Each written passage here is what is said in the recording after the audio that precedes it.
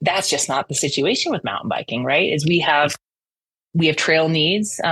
People go out and they build those trails for us. So I know a lot in your community, we're talking to trail builders. So again, I'd be remiss if I didn't give a huge shout out to everybody who is building trail across the United States right now. You are literally making our program possible. If we didn't have places to ride, we would not have programs.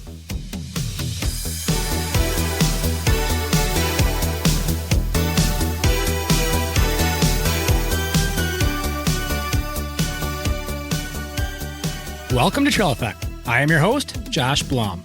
Trail Effect is a show that dives into the stories behind trails, the communities that embrace trails, and the people who rely on trails as a way of life. The goal of this show is to turn the stories you will hear from our guests into useful knowledge that can be applied to your community while providing some entertaining and inspirational content. Guests on Trail Effect include trail builders, board members, community leaders, volunteers, and regular people who really enjoy trails. For episode 171, we have Amanda Carey as our guest. Amanda is the president of NICA, the National Interscholastic Cycling Association. Amanda worked for 5 other outdoor and trail-based nonprofits leading up to her current role at NICA, including a role as the executive director for Mountain Bike the Tetons. We talked all things trails, the role that NICA is playing with youth sports, and more broadly mountain biking. We also close with a story that takes this conversation to a place you might not expect. Cooley Creative is the title sponsor for this episode. They design and build custom websites, as well as help companies with branding, photography, and e-commerce. Cooley Creative was started in Wisconsin, but is now based out of Bend, Oregon. Jared from Cooley Creative is a friend of mine. We've traveled together on multiple mountain bike trips, and sometimes he sends it. For more information about Cooley Creative, head on over to www.dudejustsendit.com. Yes, that's right, www.dudejustsendit will get you to the Cooley Creative website, so check it out. Kettle Mountain Apparel, the brand that was built by travelers, hikers, trail runners, and mountain bikers, with the motto of venture far, laugh hard. While I definitely use Kettle Mountain apparel for mountain biking, Kettle Mountain is also my go-to choice for daily wear as it is super functional and comfortable. Kettle Mountain Apparel also offers a lifetime gear repair program with the goal of extending the life of their products while reducing waste in the process. If you ever damage any of your apparel, Kettle Mountain will repair it for free for life. By using the affiliate link found in the show notes or on the Trail Effect website, a small commission will come back to the Trail Effect podcast, which helps to cover the cost of expenses for keeping this show going. Now on to the Trail Effect with Amanda Carey.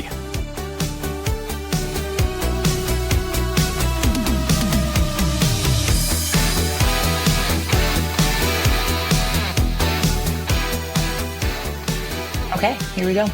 Here we are today on Trail Effect. I have Amanda Carey, who is the current NICA president, but she has a lifelong history of working with nonprofits and as a mountain bike racer. But before we get into all that, we're going to get into her journey towards mountain biking. And I want you to include being a ski bum in Jackson Hole. Oh, if that's where you want me to start, this will be a good conversation. Well, hello, thanks for having me. And again, really excited to be here because if there's anything anyone will get out of this podcast, I love talking about NICA and just mountain biking in general. So boy, yeah, starting off as a ski bum in Jackson, it's funny, life has taken a lot of twists and turns, which hopefully by the end of the podcast, you'll understand why I found myself, I think, in the best position ever for where my life has taken me. So I actually didn't start mountain biking until after college. I bought my senior year of college at Colorado College. I needed a commuter to get back and forth to campus with, and I ended up buying and this will ring true to a lot of you who've been mountain biking for a long time, GT hardtail. And this was maybe a $300 hardtail. And I thought it was just the coolest, raddest thing. And, over time, I started taking that on trails. And I had this intention when I graduated from school, like many of us, was take 1 year off. I was just going to move to Jackson for 1 year and snowboard until, I really buckled down and got serious with life and went to law school or did something, more productive. And it was funny. Moving there just changed everything for me. Found a community, found a place that I love, got really attached to the mountains. And from there, just started taking that old beater hardtail out with friends who had a lot more experience and patience than I did. But they brought me along and realized I had some ability and some interest in it. So after a lot of crashes and a lot of, coaching, how we all learn, right, by doing it, just really fell in love with the sport, right? And I think the whole reason I fell in love with the sport was the community and the group of friends I found through it. And that, slowly evolved over time into, joining group road rides and, again, getting on those Tuesday night rides again and again. The story for me throughout my whole mountain biking and cycling journey has been community and has been friends and the people that I get to meet along the way. So every step of the way, that's really what it's been all about for me. And so here I am. Gosh, I'm getting old, 24 years later, almost, still in the area, never left, never went to law school. But again, the journey's been a long and twisty one, but it's landed me in the most perfect position, which is, now being the leader of NICA. Growing up, one of my best friends after college was a ski bum in Jackson Hole. Yeah. And how was it to be a ski bum in that community, knowing, well, you're still there, but it's not the cheapest community to be a ski bum in? No, and I think that was the defining reason of why I now call Victor, Idaho home and not Jackson Hole. Yeah, it's a tough place, and I think the issues are certainly that are occurring in Jackson with housing, with cost of living, with the ski bum nature aren't unique to Jackson, but they are under a microscope there, because I think just that wealth disparity is so big there. So it was tough, but at the time I didn't know any better. But it didn't feel like a sustainable lifestyle for a lot of reasons. And I did it for a couple of years, right? I was a nighttime bread baker, and like everyone else, I made ends meet, a couple jobs, all that, yada, yada. But for me, really, the unsustainable part of that lifestyle felt like there was something better to do. There was something better to do with my time, with my energy. And that's when I found my way into nonprofit. So I had gotten an internship with the Jackson Hole Land Trust at the time. And that really was what started my nonprofit journey, was taking on a whim a position at a nonprofit that I didn't know at the time was one of the best, most professionally run and highest rated land trust in the country. And it was just by chance, but I got a learning journey there that started my continuing journey throughout mountain biking and just nonprofit in general. Just had the best luck I had amazing mentors, and the people that I got to work with and under at every organization and any nonprofit I've ever worked for, they were the best of the best. Leslie Maxon, who's now with the Grand Teton National Park Foundation, Tim Young, who was at Friends of Pathways over at Jackson Hole, Tim Adams, who was at Teton Valley Trails and Pathways. I mean, it was a little bit of luck every single step of the way, but I just had great mentors. And that's really what solidified my commitment to working in the nonprofit community, because the ski bumming lifestyle, it was hard. It was making ends meet. It was really fun, but it didn't feel sustainable. And I talk about sustainability in a different way. There's money and there's housing and all those things. And yes, my husband and I had to, at the time, we felt like we had to move over to Victor, Idaho, because that was, for folks who don't know the geography, we call it the affordable side of the Tetons, which different cost of living over here. It's changed a lot since then, but we bought a home over here in 2007, feeling like we were forced to because of, all those housing issues, and turned out to be the best thing that ever happened to us, because we love the community. We've really invested ourselves and our time into the mountain bike community and the trails community over here. And again, it's that community that keeps us coming back for more. When you transitioned into the nonprofit side of things in the land trust, was that in parallel to you becoming an endurance professional mountain bike racer? Yeah, a little bit. I think back in my early mid-20s, like a lot of us, you're just willing to try anything.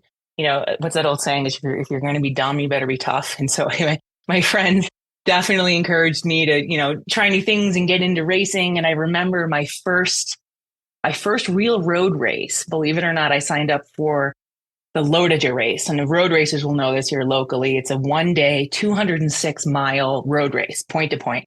That was my first road race ever. And I thought, why not? And I jumped in. And I think from there, believe it or not, I kind of got the endurance bug. I realized that I don't know if it was the endurance. I think it was mostly the endurance mentality, right? I liked things to be really hard and really difficult. And those shorter rides were fun, but I really felt like I started to click with what I was doing when I started to hit that 5-6 hour. And this was just through, daily rides and things like that too. But it was really that long sense of adventure that really appealed to me. So, starting from that, I'll say mistake of Lodija, but I realized first, road wasn't my thing. And second, I started trying new mountain bike races. And again, just every step of the way, friends were encouraging me to just, try this cool race and try this one. And every single time I did one, I learned something new. And I think it's appropriate for me to describe it as a little bit of an addiction, right? When you get that sense of fast learning and something that just really, really melds with your personal passions and how you're wired as a person. And then,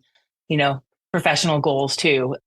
It just really fit for me for those endurance rides. So I think thinking back, I think my first 100-miler on a mountain bike, again, if you're going to be dumb, you better be tough. I didn't know really what I was doing. I think I signed up for the Bryan Head 100, which is an old race that doesn't exist anymore.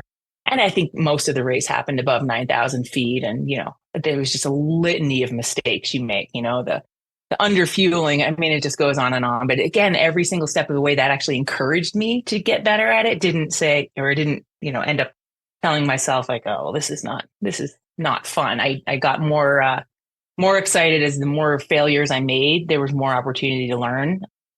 And yeah, I don't know. It just kind of evolved and grew from there. And so think back to your question, how did this all coincide with the nonprofit? I actually, at the time, was getting really into cycling and, again, just getting super into it and from the racing aspect too. And the position opened up at the local pedestrian advocacy organization, Pedestrian Cycling, or Friends of Pathways. And so they were hiring a development director. And I thought that was a perfect fit of, boy, I can raise money and tell the story of, better, well-connected communities through biking and cycling. And it felt like a dream job at the time. I mean, I loved the land trust, but I was ready for that next step. And that just coincided with me also getting good enough to get a professional contract. And again, I'll put professional contract as a female in light quotations because there wasn't a ton of support, but it's just an opportunity to join a team. And yeah, I just kind of grew from there. And I think every step of the way where I have found myself most engaged and most excited is when I can take that personal and professional passion and meld it into two. And that's what, nonprofit and advocacy work really turned into for me. Let's timestamp your career with Pathways starting, only because I think there's still a lot of communities that are just getting started with the whole bike ped accommodations and, really getting those amenities into their community. But I want to show that this isn't new. Yeah, it's not new. I mean, it's been around forever. I mean, I talk about that legend, Tim Young. He should ring a bell for lots of folks. I think for the evolution of where Friends of Pathways came from, and it's just the evolution of all nonprofit, right? I think for perspective, nonprofit formation always comes out of local interest and need, right? You get really well-intentioned people that have a passion and they just finally, there's something that clicks in that community, whether it's, food banks or local trails organizations or, childhood education, whatever that cause is. And you get this group of people that are really interested and really passionate and they finally get organized, right? Because they see that, but it always comes out of a local community need. And so there's a lot of evolution in nonprofit over time, but I think my best advice for everybody is just get started, right? If there is local need, there is a reason why it's not being taken care of somewhere else. And you are probably going to be that person in the future or that group of people that will get that need met. So that's my best advice anyways, just get started. But I think for context, yeah, gosh, I mean, I joined FOP and I was their second employee ever back in maybe 2007, timestamp, I think is about then.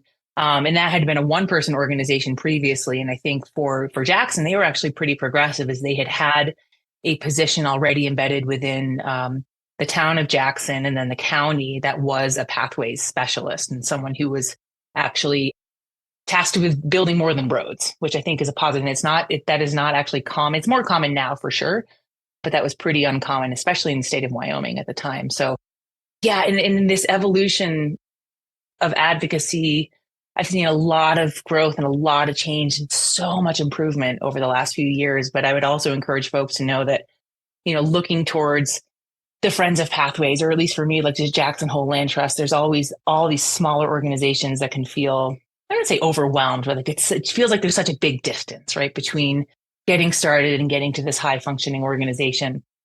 But there is a roadmap for you. It definitely can happen. And I would just give that advice is look to other people and other organizations that have done it, because it's at this point, I think with bike advocacy in general, there is a roadmap, right? It doesn't have to be a mystery. You don't have to reinvent the wheel in order to get started.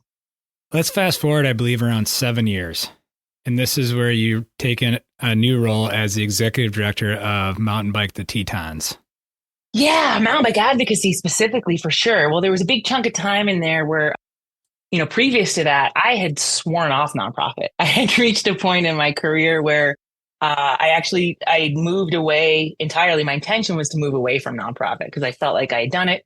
I was a little burnt out on the fundraising and maybe just nonprofit in general.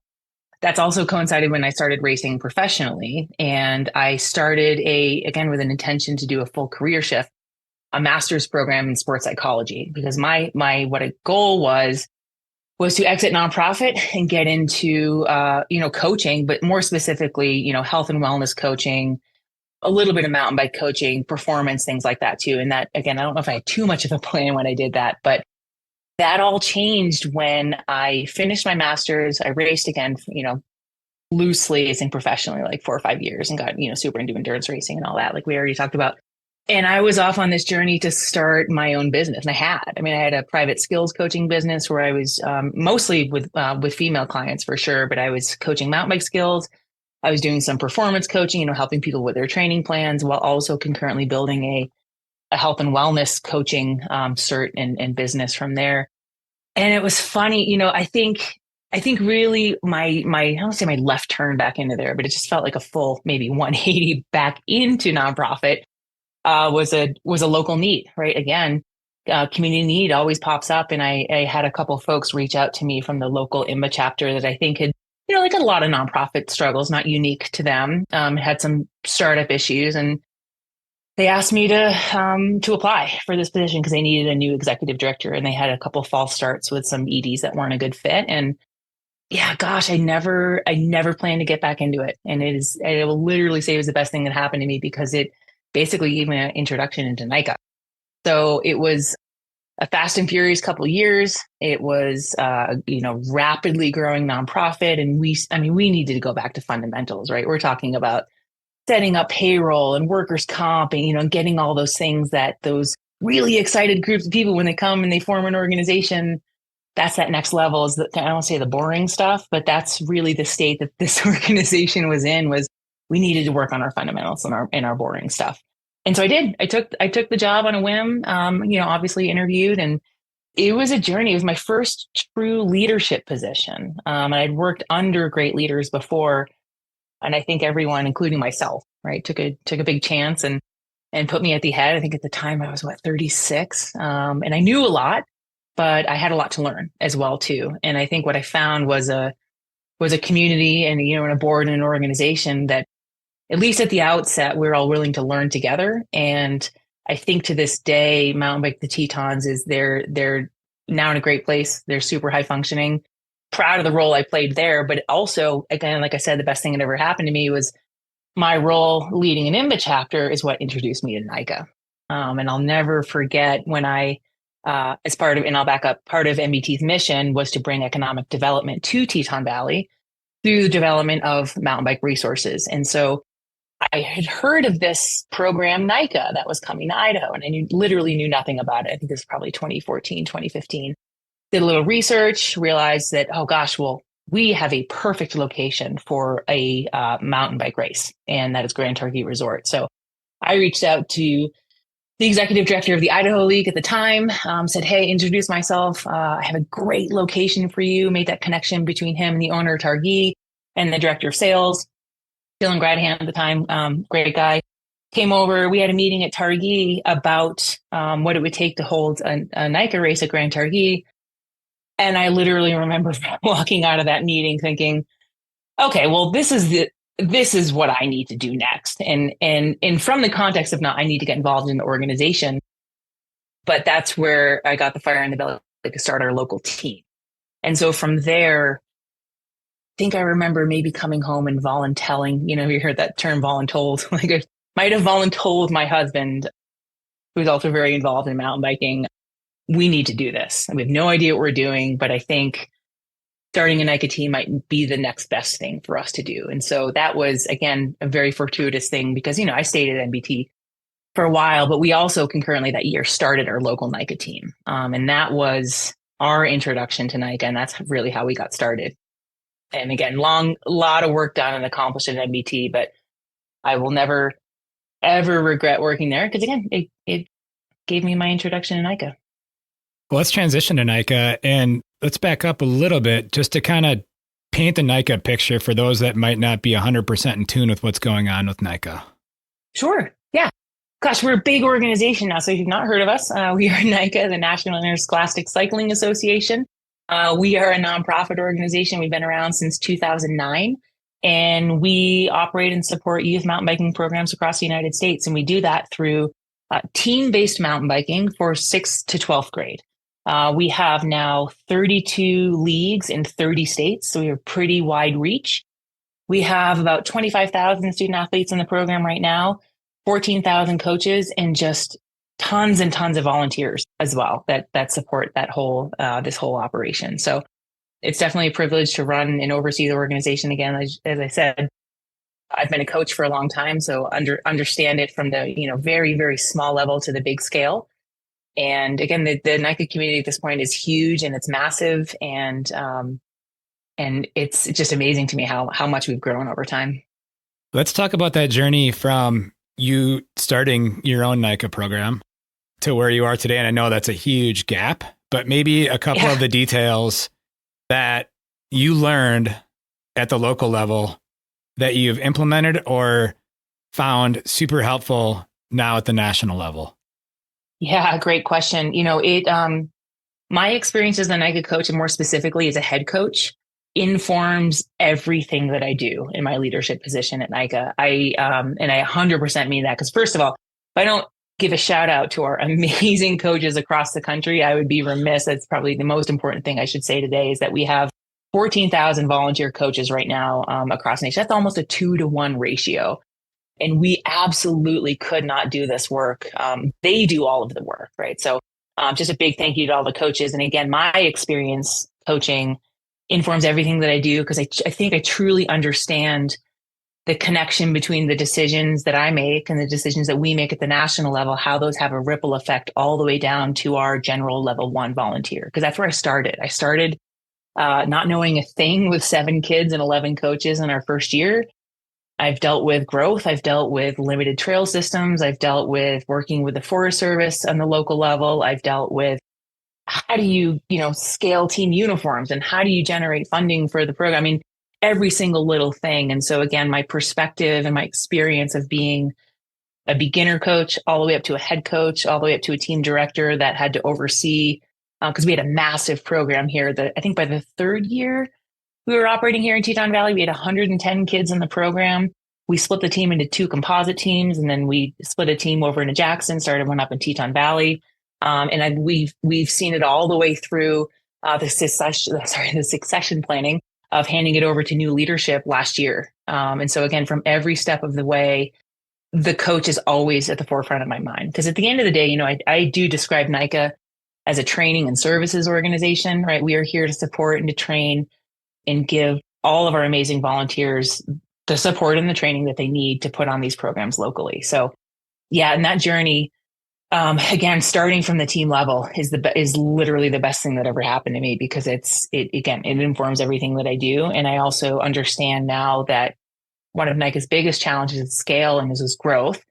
And if I can't think of how the decisions I make, or the technology we implement or don't implement, or, that list goes on and on. If that can't get to the local head coach or to the local team, then I'm not doing my job. Yeah. And I can imagine. So backing up to your role, or taking on the role as the executive director of Mountain Bike the Tetons, and you talking about having to work on the basics there and getting stuff like payroll or, HR stuff that type of stuff in place. Like, how does that play into your now role with NICA? Because these are details that honestly, a lot of people don't think about. I didn't think about it till I went from my previous role working in government to now my current role working for a professional trail contractor, and there's just so many pieces that you need to have information on to know how to move forward. Yeah, I've been in part of, this is my 6th nonprofit at this point. And I will say anything I'm about to say applies to almost every nonprofit, right? This is big and small. This is startup. So I will say, first of all, it's just, if you're in startup phase or even full maturity phase, you are not alone, because these are some of the, inherent dysfunctions, right? We know structurally in nonprofit, how the life cycle of nonprofit goes.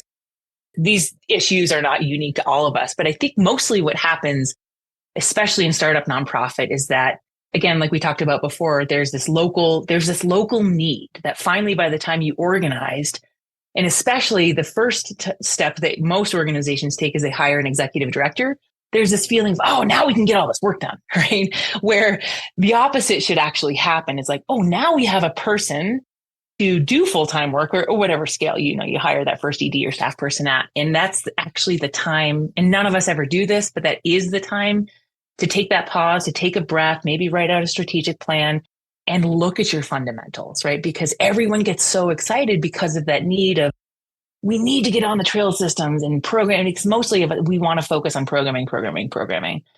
And again, from big to small, I've seen every nonprofit I've ever worked with, or just looking at them from the outside, we all do the same thing. So we're all in it together. But those fundamentals, if we don't pay attention to them early on, again, like the structure, the operating budgets of a manageable strategic plan for year one and year two, saving enough time for the boring operations piece of it, those foundations so that you can go out and sustain more program work, especially the fundraising, right? Most of us don't have that discipline because we're so excited about the program work. And I think that there's this false sense of you need to be doing enough of programming to get the word out, right? So that you can grow and then you can raise money. But again, we're all repeating the same mistakes time and time again.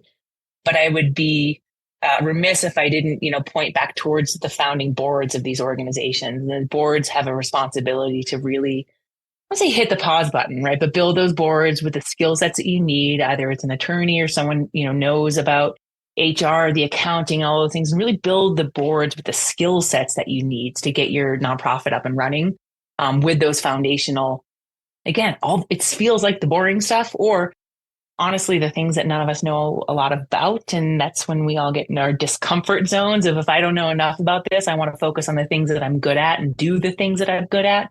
You need to have that discipline, right? And I will share, and again, saying again and again, this is not unique to any nonprofit.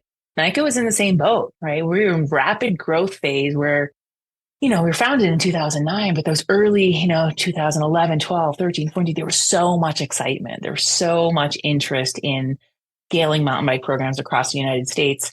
It was almost too rapid of a growth phase where some of our fundamentals, again, not unique, but some of our fundamentals we missed because we were so busy growing. We were so busy getting more kids on bikes that the scale of the organization was scaling, but without the infrastructure and without the support we probably needed to looking at. And again, all typical nonprofit life cycle. But I think at least at this point, NICA has not only identified what those growth issues are, we've stabilized and spent a lot of time working on those fundamentals so that we can scale it. Even 5 years ago, we didn't have a learning management software system to educate our coaches, right? Big miss there.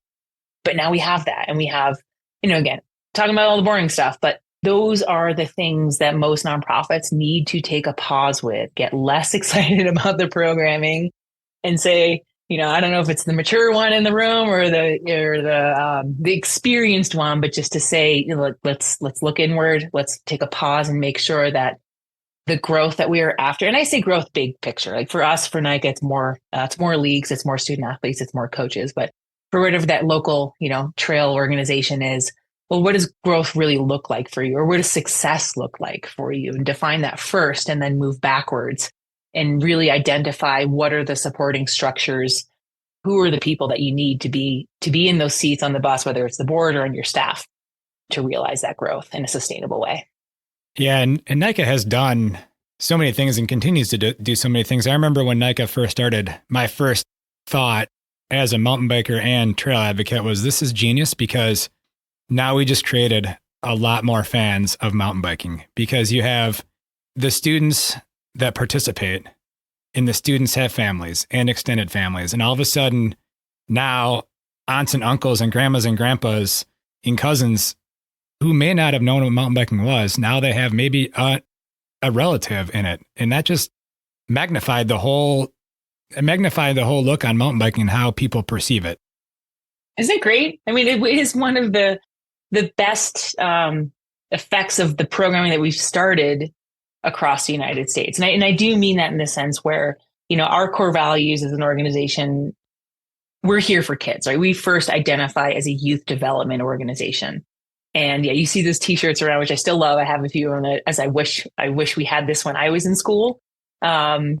We knew that there was something there with how we were doing youth sports, with the nature of mountain biking itself. I'm biased, but one of the coolest sports out there. And that if we could turn it into a team-based activity, which then kind of turns it into a sport, we were really onto something. Because again, if the more you work with kids, and especially this age group, that 6th to 12th grade, they do things because it's fun. They play sports because it's fun. They stay in sports because of it's fun. Now, kids define fun in a million different ways, right? It's not just, giggling or making jokes or goofing around.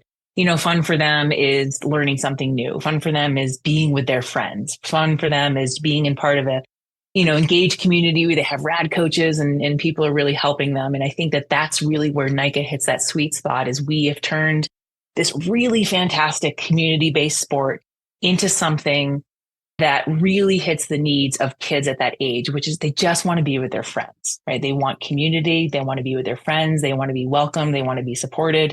And I think that's really what's special about NICA, is we've really figured out how to create an individual sport, make it a team-based thing, which especially is what kids need at this age, right? Friends and fun and engagement and challenge.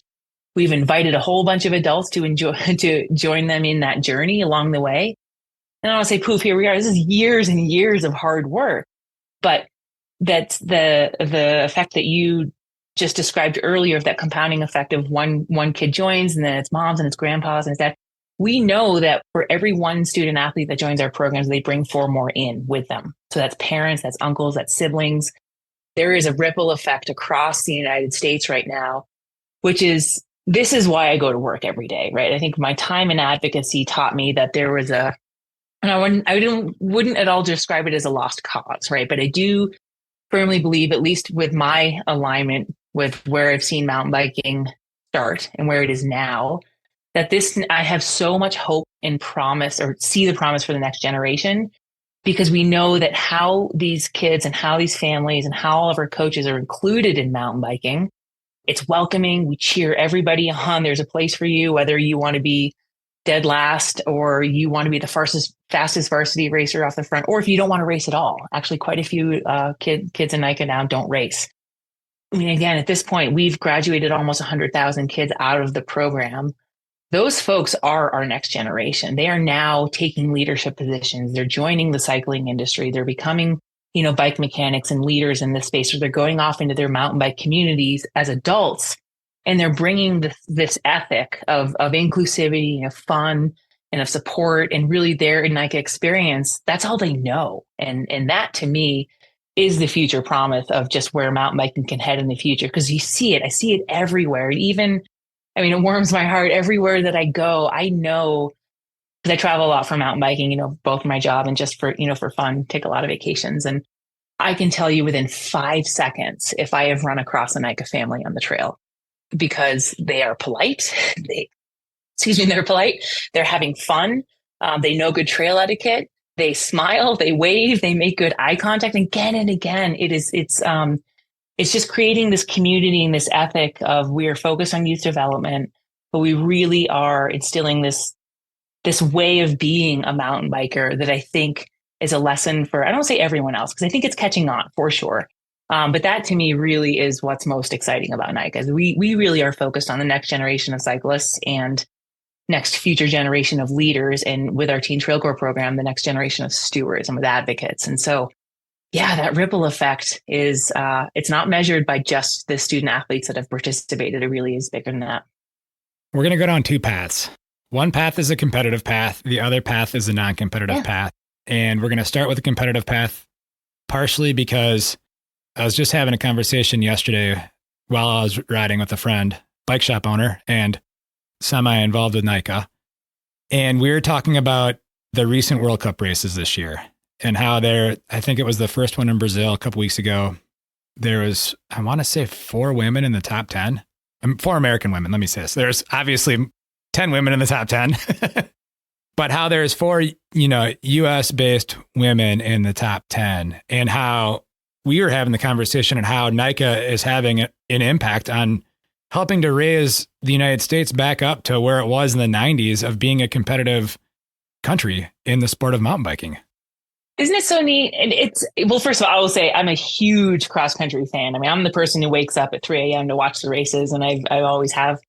And what all of those women and men are doing now, what they're accomplishing is just, it's so mind-bogglingly awesome. And we're just really proud, right, of to see the United States just being so good at a sport we love so much, right? So I think there's just that level of inspiration that everyone in NICA is watching, and just they have worked so hard in their careers. And I want to be super clear on this too, is that NICA is really proud of providing this opportunity to anybody that wants to join in, right? So the Haley Battens and the Sevilla Blancs and the Kate Courtneys, it's 100% all their hard work, right? And some of them have had, Haley did participate in a race or two, and we don't mean to say that NICA started these folks at all. No way. That's not the thing. But I think what we have done is created a welcoming space with a very low barrier to entry that is creating an opportunity for why kids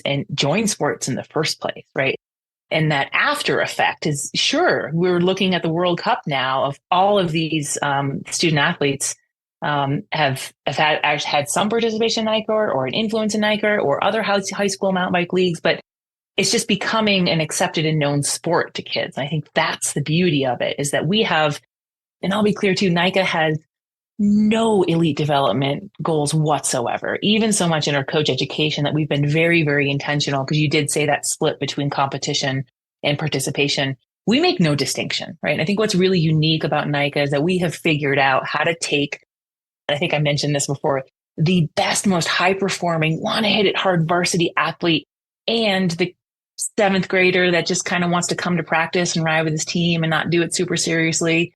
We figured out how to put both of those individuals on the same team, give them that sense of belonging, give that sense of, being able to be with their friends and have great coaching, and they get to decide their level of engagement. I think that really is the sweet spot of NICA, is that we've created that opportunity for just more kids to not be selected out because they are not good enough. And I think that is probably, youth sports in the United States, that's probably the thing that we're most broken about, is that we define, or we give kids the opportunity to participate, especially in high school years, based on their skill and their ability and their dedication to how much they want to do it.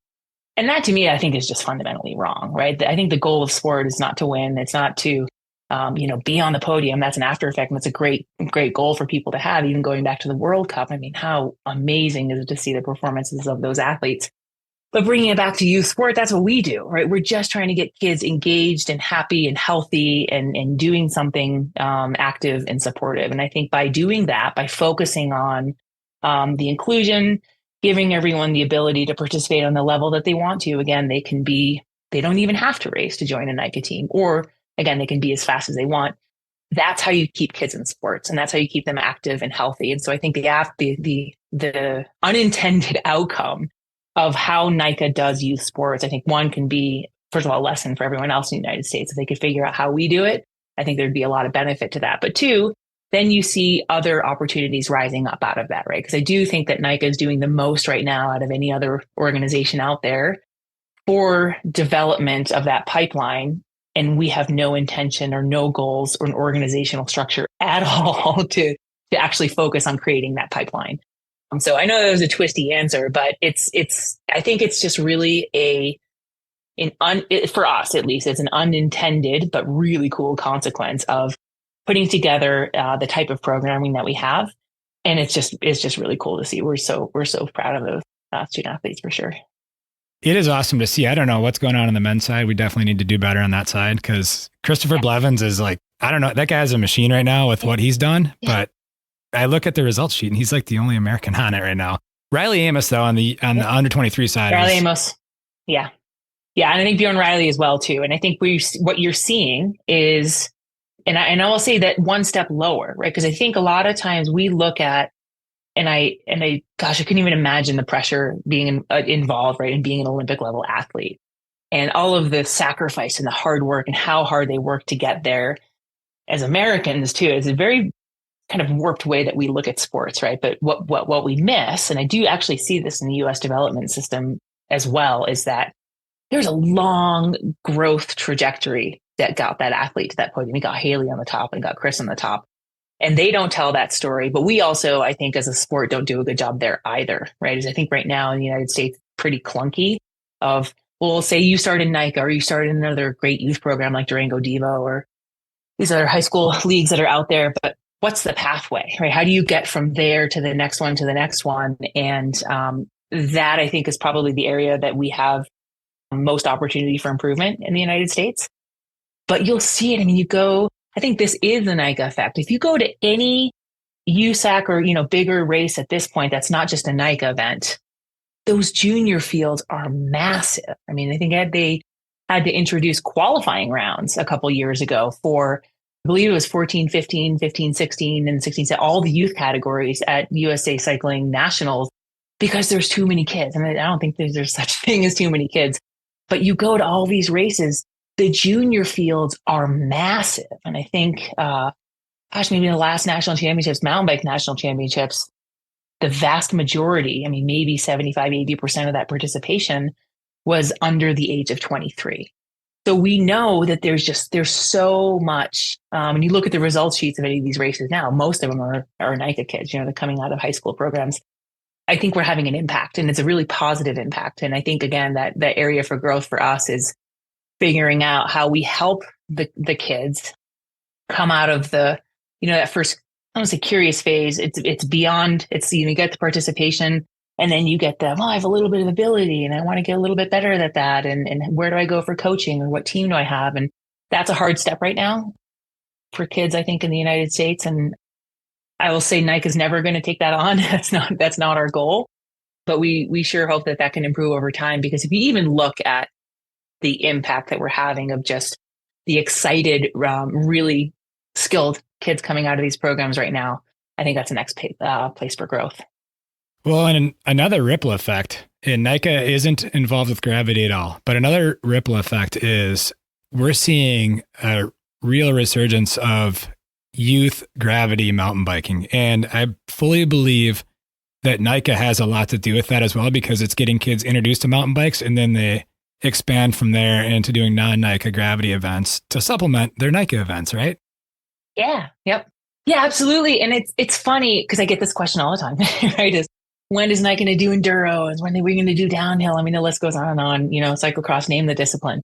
But going back to what I said before, I think what we have found, at least of the type of programs we're running and what we're trying to achieve, team-based cross-country mountain biking is still the best format for us to pursue all of those goals for youth development, right? It still is for us. So I'm not saying that someone else couldn't scale it, but at least for us for now, we found that for team-based mountain biking, cross-country is the most attainable and the most welcoming. So, but it's also funny too, as we see, and I'll see if I can give you an analogy that makes sense. So with elite sport, and especially other sports, like I picture a funnel, right? And the way other sports are designed, it seems like we have a really wide funnel at the beginning, and our whole goal is to get narrower and narrower and narrower and narrower. You have to be better at the sport, in order to get just an opportunity to play, you have to be better. And I think that in and of itself is broken, but our goal is to funnel them into this very narrow performance-based, place in playing their sport.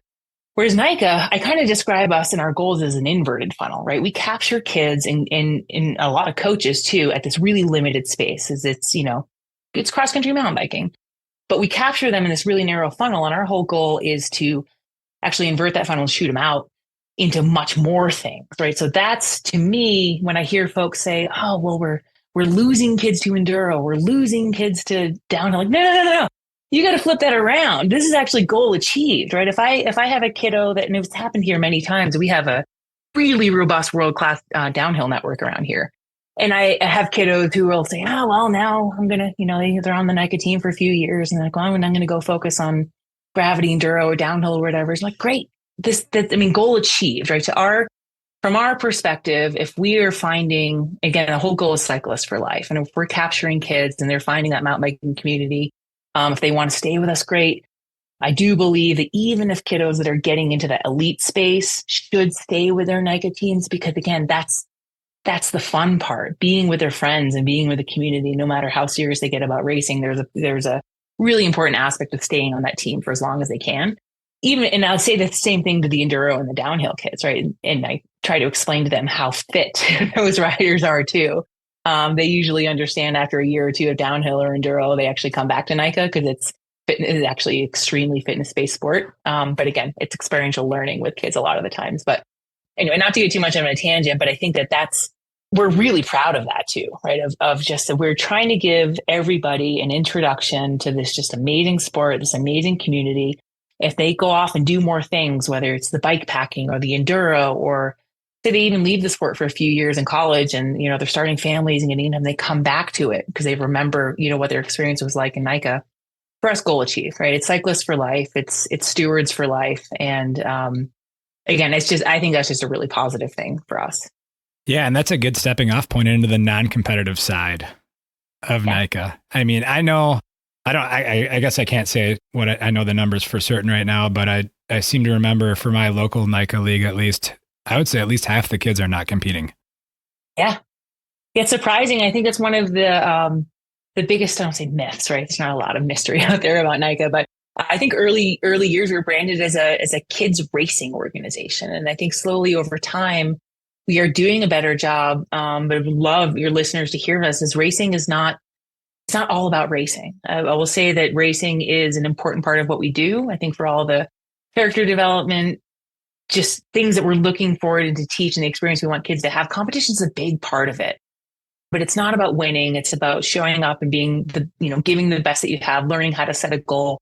And that's where really, racing sits for us. But I think early years, NICA got branded as a racing organization, and we're trying to do a better job of telling that story of, no, it's a part of it. Racing is, so by definition, racing is not required. We have probably, this is all survey data, but we generally think about 65% of kids race. And then that leaves a lot that don't. So most of them are just going to team practice. They're participating in Teen Trail Corps days. They're doing adventure rides, but mostly they're getting the benefits out of being on a team without going to the races, or maybe they race once or twice. But we've grown and changed over time, where that's really important to us to have opportunities for our student athletes to engage off of the race course. So we started an adventure program, which is focused on experiential learning, doing long rides with your friends, learning how to bike pack, learning how to, be in the saddle for more than 45 minutes and take care of yourself. So again, we've expanded and grown our programming over time in order to give kids those different experiences. And it's been one of the best parts of our program evolution over time. Let's move into Teen Trail Corps. And the reason why I say that is because I think, at least maybe it's just me that has this debate internally, but there's like the chicken or the egg. Like without trails, we can't have mountain biking, right? Right. And so let's talk about, Teen Trail Corps got introduced a few years ago. How has that been going in your end? And from your perspective, how does that help create future trail advocates for life? Yeah, it's funny. So Teen Trail Corps, believe it or not, was one of our first initiatives that we started that was separate from team practice and team racing. So I think our first go of it was about 2015. It started small, tried to do it well, but it started with the ethic that I think came out of the early days of advocacy, where the old ethic of, you ride, you dig kind of thing.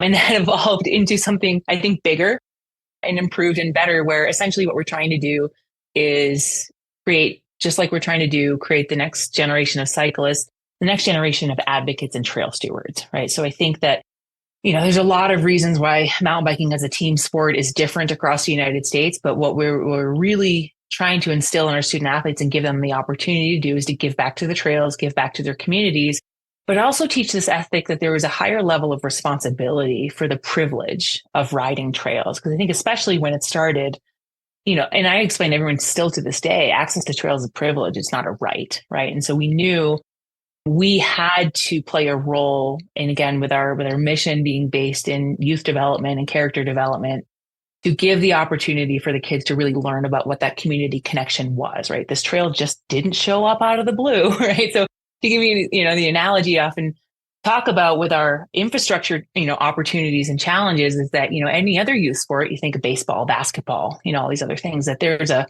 publicly funded court or field that is built for you, right? That is reserved for you, that is yours, and that's not even on the minds of your coach or someone who's trying to put on that team practice or game. Like, we don't need to think about where we're going to, play this next game. Like, it's here, it's taken care of. Someone cleans it for us. That's just not the situation with mountain biking, right? Is we have trail needs. People go out and they build those trails for us. So I know a lot in your community, we're talking to trail builders. So again, I'd be remiss if I didn't give a huge shout out to everybody who is building trail across the United States right now. You are literally making our program possible. If we didn't have places to ride, we would not have programs. I mean, we've seen that evolution over time too, with more attention to green and to blue trails, especially because of that NICA effect. But that is something that's really unique about our sport, is that if you're out, say you're playing a baseball game, right? You've got your team and you're playing, you're never going to get another group of users come at you and try and use that field at the same time where you're trying to have a practice, right? So it's funny to think about it in that way, but we're out there in the community. We're sharing trails with other mountain bikers, with other users, with horseback riders, with all these things. So we knew that there was an early responsibility for us to teach the importance of trail etiquette, of being a good steward, and literally giving back to those trails that you are using. And I'd give the analogy a lot to the kids that I used to coach of, they'd complain, we'd go around a corner or something, they'd get hit in the face with a branch, and like, well, what are you going to do about it? You bring out a trail saw, right? There's the simple lessons for kids. And I think slowly over time, that vision of creating that next generation of trail stewards, that's how Teen Trail Corps evolved and has grown over time. And so now that's a really important part of the work that we do. So most of our teams do some kind of trail maintenance, trail service, advocacy service. And really what we're trying to do is connect that privilege and again, that earned privilege of using community trails and trying to be good stewards, and connect the need for those trails to be maintained, the need for those places for them to ride.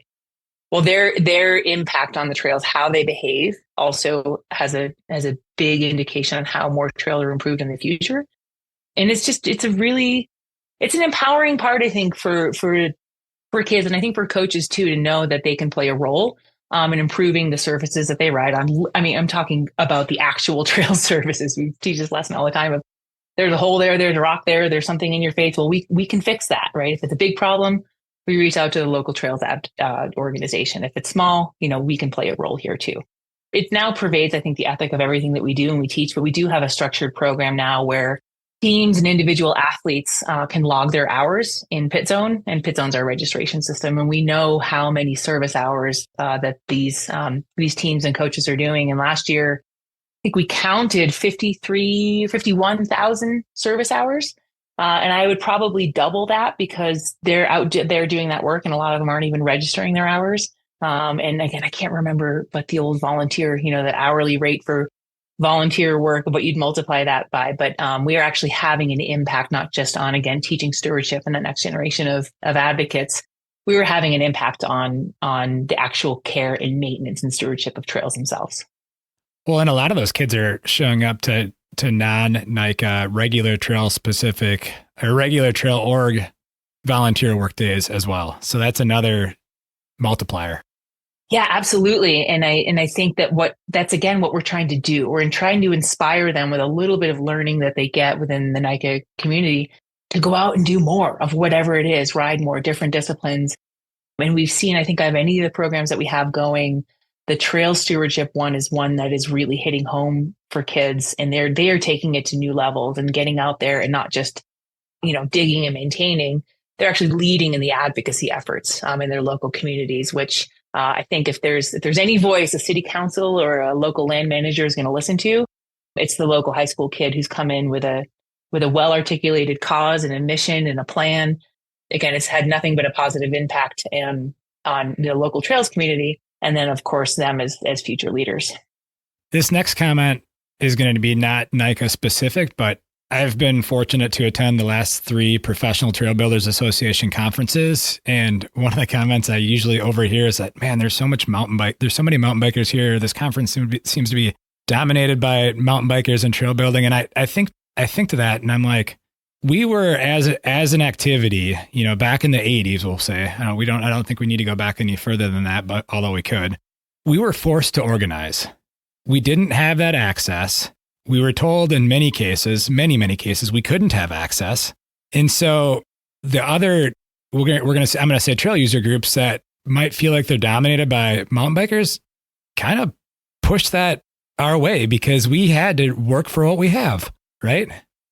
Absolutely agree. And I've experienced that myself firsthand in watching and participating in the local, I would say the trajectory of mountain biking growing up, right? Advocacy growing up, because I've seen this time and time again where the ones that are most organized are the ones that accumulate the power, they accumulate the money and the resources to do things. And that's how you get stuff done. I mean, this is a story older than time. And I hope, if anything, what they're experiencing at these trail building conferences is like, well, yeah, now it's time for us to actually follow the mountain bike community with what they're doing, because they have gotten so organized. And I think one of the best evolutions I've seen in mountain biking over the last 10 years is this proliferation of really, really good trail builders. I mean, now I just spent some time, where was we, a couple of weeks ago down in Richfield, Utah. And it was, I'm not sure if you heard of this place, but it's kind of I don't say it's a hidden gem, but in Utah, it's Moab and it's Gooseberry Mesa that gets all the attention. And I remember we finished our trip and we did a day or two of riding in Richfield. And I remember just kind of pausing and having this moment of like, I don't know who built these trails here or how it came about as a BLM land, but I just remember sitting back and thinking like, this is perfection. I mean, I don't know how and who built the trails, but just realizing that the experience, the accumulated experience of the professionalism of just the advocacy that then turned into building that evolved from the local building, us all scratching into the dirt, a lot of illegal trail building, right? That got into the professionalization to now where we are, where I just had the most fun I think I've ever had on a mountain bike in this trail system, because it was so well thought out. It was so well built for flow and for fun. I mean, I could go on and on, but just really sitting back and seeing this newer trail system, the community has professionalized so much. I hope that we are an inspiration for everybody. And I also hope what NICA is doing is that we are creating a generation that has higher expectations, right? I think of what we can do when we activate the community with really thoughtful trail design. And it's not about, it's funny, I think, because I've worked a lot, across other advocacy organizations, with horseback riders and let's say the environmental kind of watchdog community as well too. But I think what we do better than any other user group actually that I've ever worked with is we think about the whole community, right? We do think about all users when we design trails, because tell you what, all the old horse trail that I ride here in Idaho, where I'm pushing my bike uphill above my head for 20 minutes at a time, I don't think the horseback riders thought of us, right? Or I don't think or they probably actually took them from the wildlife. But when the wildlife, the horses took it from the wildlife, and then the motor riders took it from the horseback riders. Like, I think we have evolved to the space where when mountain bikers specifically think about a trail, we're thinking about universal design. And I think universal design is what gets, talk to a trail runner. I'm sure a trail runner would have much better time on a mountain bike trail than they would on one of those fall line, trails. So I do think that evolution of professionalism has led us to this place where when a mountain biker, these, professional trail building organizations are designing and looking at plans, we're thinking of the whole community, right? We're thinking about the walkers. We're thinking about the hikers. We're thinking about separated use. We're thinking about maybe putting a dog park at the bottom of this trail system, so there's a place for everybody. Maybe throwing in a pump track, separated use, and black trails. It can go on and on. But I do think that where mountain bikers have taken it is that we understand user conflict and the implications of our conflicts or our use on trails better than anyone else, because we've had a lot of access taken or a lot of access not given to us based on those interactions with other trail users. So I think it's one of those untold stories. And when they're saying, hey, you mountain bikers are building all these trails, but we build trails that are, again, universal design, allowing for all community members to participate on and enjoy those trails. And I see it time and time again when mountain bikers design trails, the trail runners come out, the hikers come out, the walkers come out. It's just, it's good for everybody. So I hope that everyone takes a lesson from us. Yeah, for sure. Let's switch over to grit, because we have to talk about grit before, before this conversation ends. It's a super important part of all of this. And I say that because I have two daughters and they're both part of a youth mountain bike program pre-NICA. Yeah, grit. Gosh. So grit is our specific initiative to invite and retain more girls and women in sports. So it stands for Girls Riding Together. And it was an initiative we started, really got going back in 2019.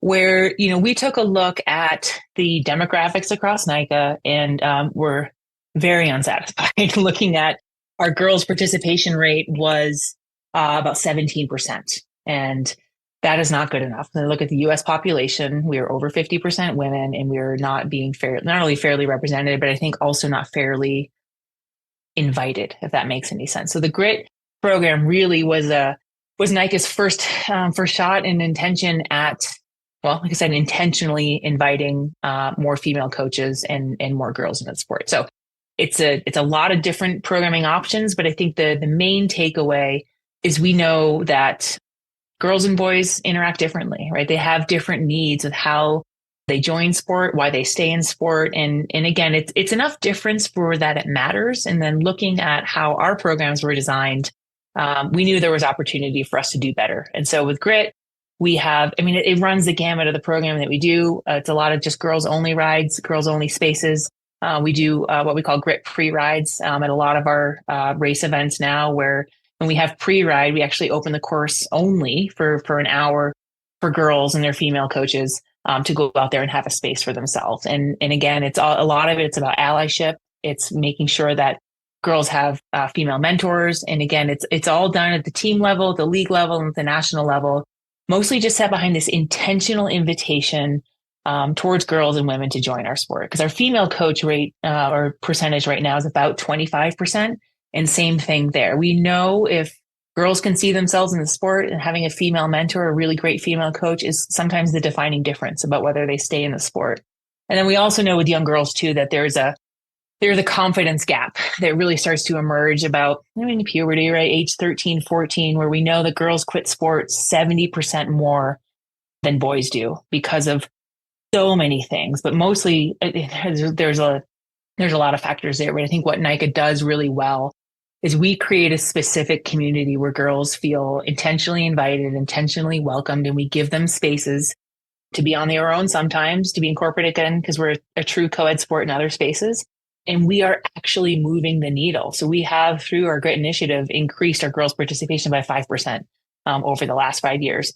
And that might sound small, but to us, that is a massive improvement, because we know once we get that flywheel going, and I'm sure your daughters have experienced this too, where if they feel welcomed, then they start telling their friends, right? If they're having good experiences, that is, for lack of a better term, the best marketing we could ever do, right? If they are having a good time, if they're having positive experiences, they invite their friends. And I think that ultimately is the success story behind GRIT and how we've gotten this momentum going. And we have actually moved the needle. And talking to, I get to spend a lot of my time talking to other leaders, and especially with big bike companies across the United States. And, they're looking to us now like, well, how did you do this? Because everything that we have tried has not worked. And that could be a whole nother podcast on its own about how the cycling industry needs to do a better job, including women. I think a lot of it comes down to leadership. But I think, from NICA's perspective, we are just getting started. Again, we are not going to be satisfied until we have at least 50% girls in our programs. But it's been a joy to watch. And again, it all comes from these local coaches and local communities really investing in and understanding the differences between how girls and boys feel included in sport, and really just making sure that they're feeling welcomed and invited in a different way. Yeah. And I've got a personal example. So where I live in La Crosse, Wisconsin, we have, I'm going to call it a franchised program called 906 Adventure, which was originated in Marquette, Michigan. And it's came to La Crosse, and right now it's offered for ages, basically kindergartners through fifth grade, right? So right up to that NICA starting point.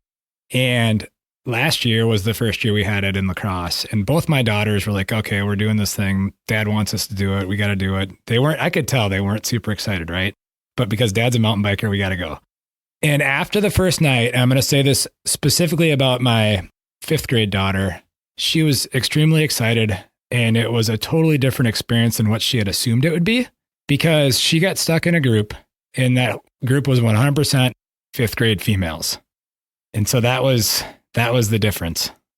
It's funny too, because if you listen to kids, they'll tell you what they need, right? They will absolutely tell you. And you have to, and I think it's one of the most challenging things about whether it's parenting or being a coach or being an adult, is that we put adult terms on what kids think or what we think that they need. And it's, this is a little bit coaching 101 is just, we don't need to make this stuff up. We just need to ask. I mean, just ask them what would be fun for you, and just putting them in those situations where they need a little bit of courage, right, to join in.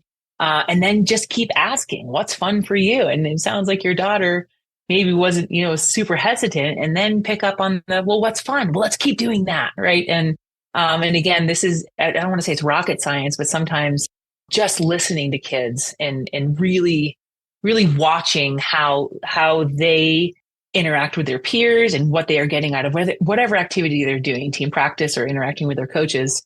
Just listen to them, and they will tell you. And I think that's probably what your daughter was saying. This is super cool because I got to be with all my girlfriends or whatever it is. And that might change over time, but continuing. And again, that's what Grit is really focused on, is identifying the needs of girls and of women, and just trying to meet them where they're at. Not just be so, I don't want to say top down, is it, but understanding that there's a lot of different ways to participate in sport, and the easiest way to understand what's fun for them is to ask them.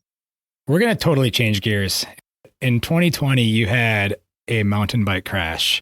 Let's change into that story, because I think it sounds like it's a really incredible story, although it started out not awesome. Yeah, not awesome, but okay now. So yeah, funny is back in 2020, so COVID year, end of the summer, I was out on one of those, I talked about those Fall Line Idaho trail rides. We have some amazing, really remote riding out here. I was on those long backcountry adventures, and, one of those 6-7 hour rides. I was out with a girlfriend, and we were pretty remote, probably at least 3 hours out. And I wasn't doing anything special. I was going really, really fast in a straight line. And trail builders will understand, like, trails that aren't well ridden or traveled on a lot has that cupping, right? Grass is kind of growing over the top of it, and I couldn't really see, but I hit a rock with my front wheel, probably like football size, and just came to a complete stop. Lawn darted, landed directly on my head. Didn't even have, time to put my hands out. I was probably going, my Garmin said I was going 22 miles an hour, so pretty quick. And landed on my head, landed flat on my back, and immediately had no feeling in my neck or anywhere below my neck. So from the neck down, completely paralyzed. So yeah, it was definitely a moment. And I wasn't, again, to say the law of averages, I wasn't doing anything cool. I wasn't doing anything risky, but just had a bad crash. And so I was lucky enough where the nature of that injury, I mean, to save you all the drama, was I didn't actually break anything in my neck. But what I did is I severely bruised my spinal cord. So what had happened is it kind of just sent, my injury was at my C4, 5, 6. And so I was temporarily paralyzed. And again, for how it all evolved, I don't really remember the timestamp, because I think there's, your brain has an ability to protect itself. And so my memory is probably a little bit spotty about that. But I did start to get some feeling back after probably about a half an hour as my riding buddy was out looking for a helicopter, trying to get me extracted from the backcountry. Because again, we were pretty remote and we were far out there. But I did start to get feeling back, and, I could feel my toes, and I could feel my hips, and I could feel my hands. And then all of a sudden that very much quickly shifted into huge sigh of relief, because you can imagine lying there for about an hour thinking about, oh gosh, now what next, right? What is life going to look like?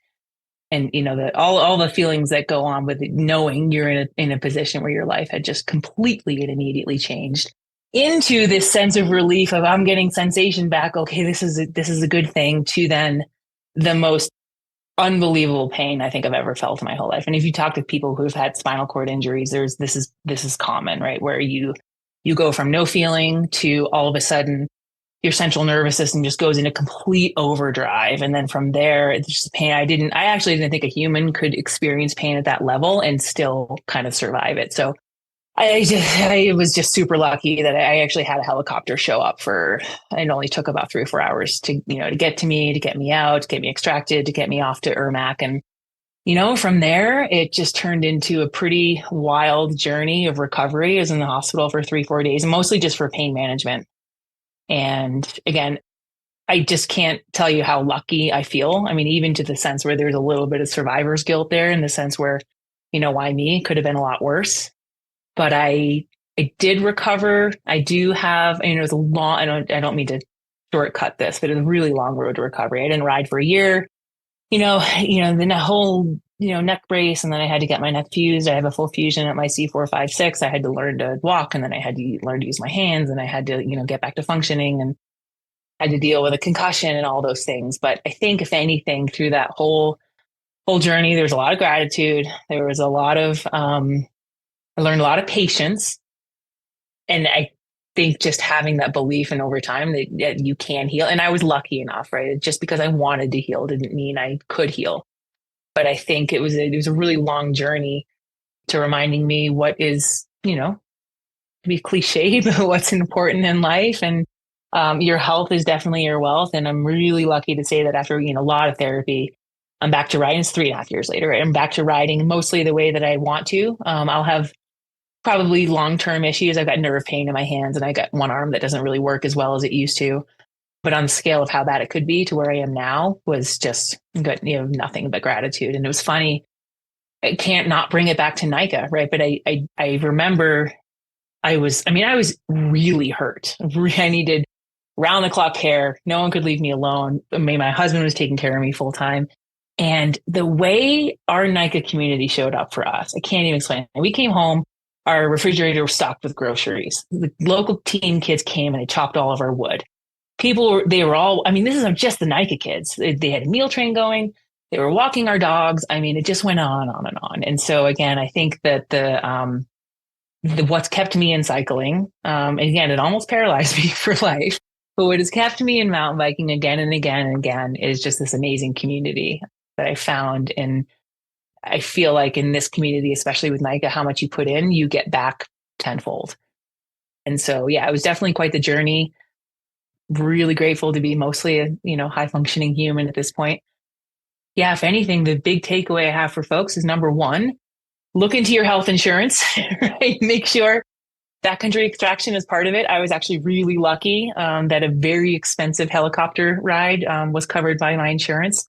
And if you're a remote mountain biker, have some kind of satellite ability, whether it's a Garmin Instinct, or make sure your phone gives you satellite ability. And I actually do advocate for folks to figure out a way to give your coordinates to search and rescue. Believe it or not, I've taken a lot of wilderness first aid over the years. So definitely encourage folks to do that. We do that in NICA. And I definitely pulled on my training at that point because I actually knew how bad my injury was, and I knew what directions to give to people.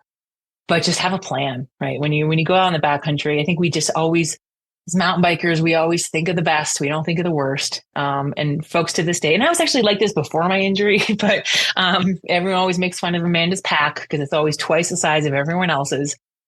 But, carry the stuff that you need, have it some kind of, satellite ability, way to communicate with the outside world, and just be ready to take care of yourself. Because if anything I learned, no one's coming to save you for a really long time, and you're going to have to figure that out on your own. Your pack explanation, like how your pack is bigger than everybody else's, we take that to such a level that, and I'm guilty of this. Yeah. I don't always even bring a tube with me. It works out until it doesn't. I'll tell you that much. Even with my extraction, we were so lucky that we were within a place with about a half mile that we knew we had cell service. So my friend was able to run back up. But I think about that, and we take this extremely seriously in NICA with our practice planning, with the wilderness first aid requirements we have from everybody, where you're allowed to practice, what your certifications are according to how far remote you're going to be. But I tell you what, and that you don't need that training until you really need it. And then when you really need it, you really need it, because it can be the difference between, lifelong injury or someone not surviving. I don't mean to be, the downer at the end of the call, but even with that, you don't have a tube, or you don't have it's funny. I run into people all the time that don't have tubes. And I'm always offering to help them with my skill, but I won't give them my stuff. And I actually bring that to kids, the same thing too, because we instill in NICA, at least on my team, tube, pump, water, jacket. You have got to have those things, because again, as a responsible user in the backcountry, what I always try to explain to folks, and again, I still to this day feel terrible that I ruined a lot of people's Sundays by having to come out in the woods and look for me, right, and save my life. but also look for the opportunity to not repeat that mistake. Or again, for me, it was kind of law of averages, couldn't have prevented it, but be prepared, be a good steward, and know that it really could be the difference between, the inconvenience of walking 10 miles home, and not having a tube, or that next really level of importance of care. And I give people a lot of grace out there of, walking around now. The thing is, no one carries anything. They don't want anything on their back. Maybe they're hiding it in the new frame designs are actually pretty cool. But I do ride around in the Tetons a lot, and I see people, and the kids know they're going to get in trouble if I see them and they don't have a jacket. But I'm looking at folks like, you're in the middle of these massive mountain peaks, and you're prepared for this ride to go well, right? But are you prepared for it to not go well? And I think that that's really at least what I try and do, and anyone that I teach or coach.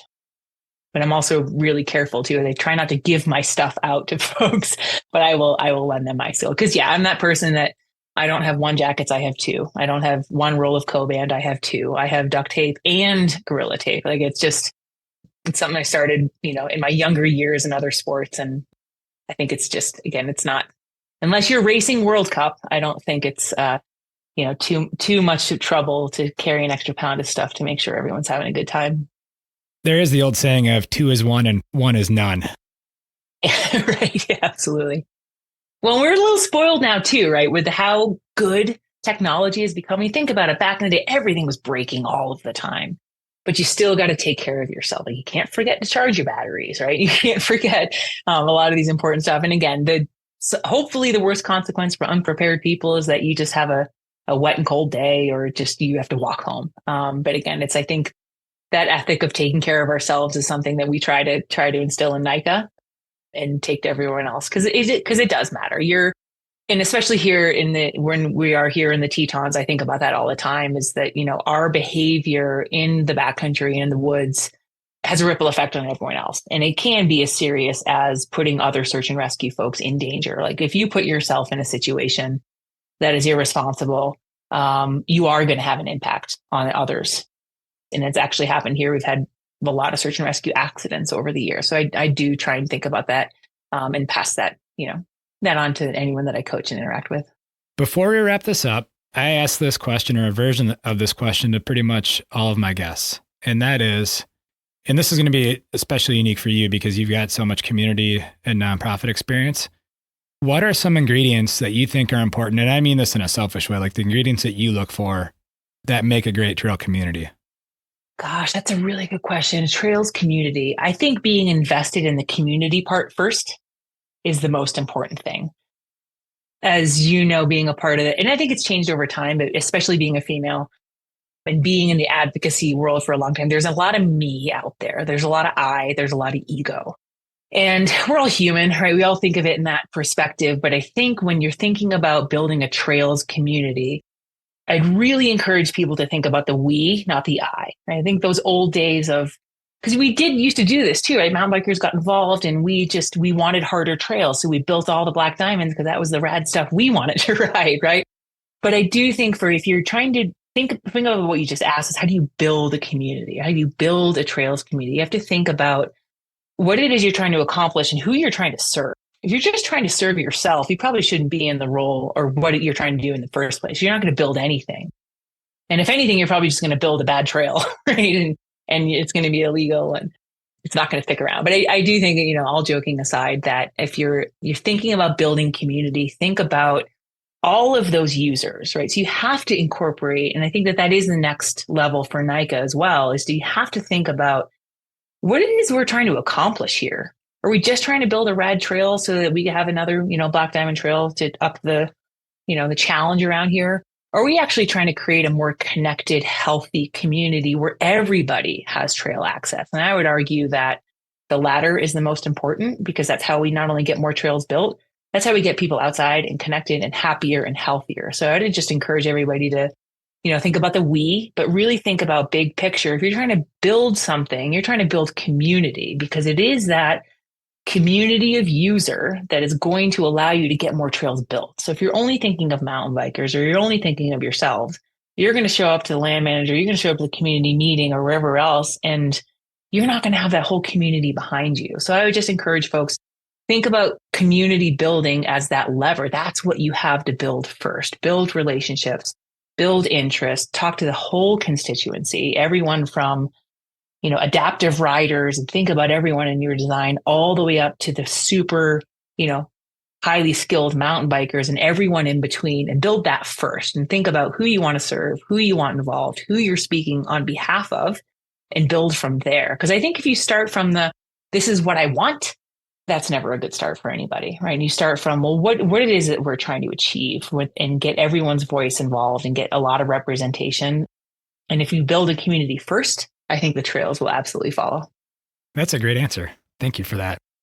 Well, before we wrap this up, are there any topics that we didn't hit on that you want to hit on, or any thank yous or anything else? Your list of thank yous is probably a mile and a half long.